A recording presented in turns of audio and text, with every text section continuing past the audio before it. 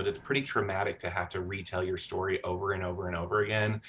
Elijah Wood is a formerly homeless person who now works for a Seattle-based homeless service agency. Every time he sought help, he had to tell his story because service providers didn't know who he was or what he needed. But that's changing. The King County Regional Homeless Authority is working with Microsoft and other technology firms to develop a so-called by name list, a database that records individuals and their information. It's a new method adopted by other cities to bring light to what is often an anonymous issue.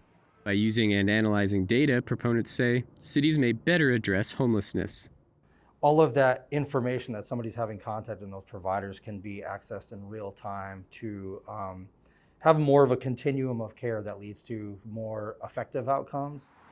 Under the system, when a person seeks services such as at a homeless shelter, their name, date of birth, as well as medical, health, and other personal information will travel with them. If a person experiencing homelessness decides to allow their health records to be attached to their name on the by name list, they can allow like a doctor to see those health records. One goal of the project is to give cities and organizations insight into the homeless population. It's important to see the trends over time because the population is changing, circumstances, the environment changes.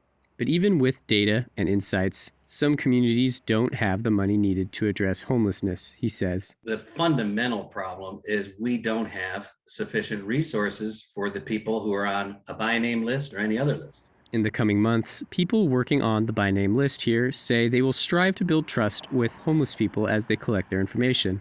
For VOA News, Phil Dierking, Seattle, Washington.